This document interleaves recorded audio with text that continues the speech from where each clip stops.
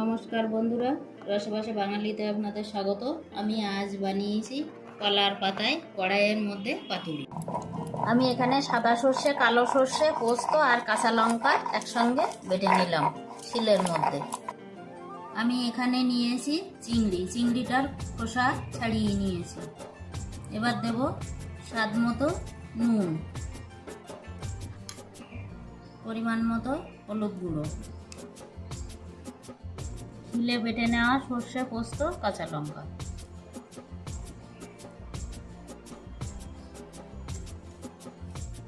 এবার দেব পরিমাণ মতো সর্ষের তেল।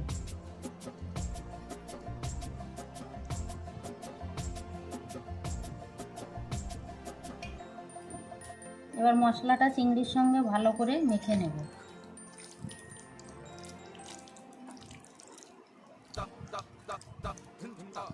দারুণ স্মেল বেরিয়েছে বন্ধুরা। আমি এখানে একটা কলার পাতা নিয়েছি, কলার পাতাটা পরিষ্কার করে ধুয়ে সেঁকে নিয়েছি।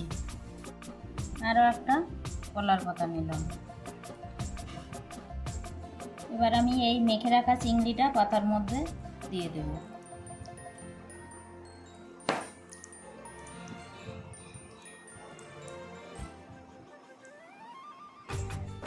সামান্য বাটি ধোয়া একটুখানি জল দিয়েছি। এবার দেব চিড়ে রাখা কাঁচা লঙ্কা।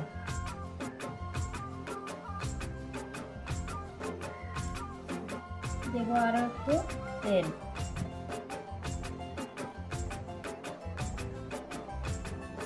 কড়াইয়ের ভিতরে কলা পাতায় চিংড়ি পাতুরি হবে আজ। এর উপর দিয়ে আমি আরো একটা পাতা দেব।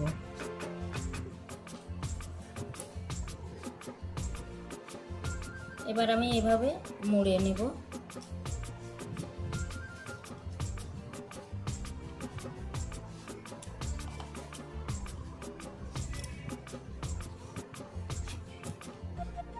এবার একটা সুতো দিয়ে বেঁধে দেব। পাতাটা আমি ভালো করে সুতো দিয়ে বেঁধে নিচ্ছি।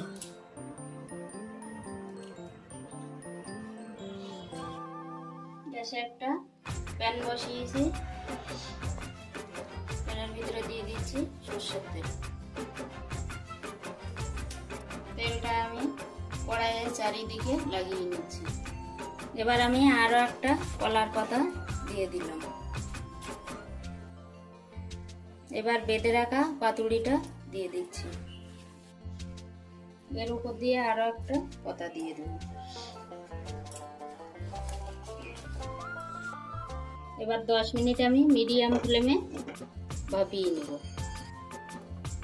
10 মিনিট হয়ে গেছে, আমি ঢাকনাটা খুলবো।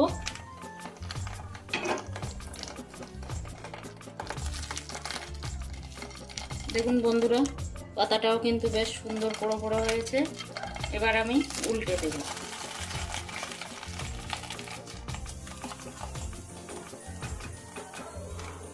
দেখুন পাতার ভেতর দিয়েও কিন্তু পুড়ে গেছে। এবার ওই পিঠটাও আমি আরো 10 মিনিট মিডিয়াম ফ্লেমে ভাপিয়ে নেব।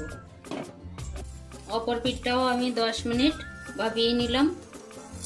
এবার আমি ঢাকনাটা খুলছি। পাতাটা এবার ফেলে দেবো।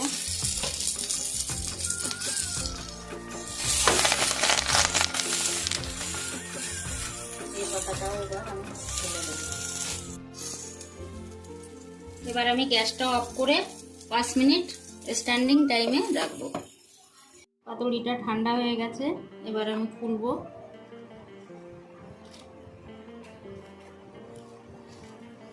ভিন্ন ধরনের একটা পাতুড়ি বন্ধুদের কাছে আজ শেয়ার করলাম।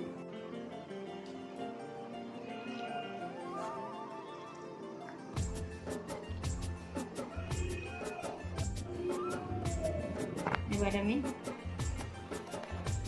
পাতুড়ি নিয়ে নেব।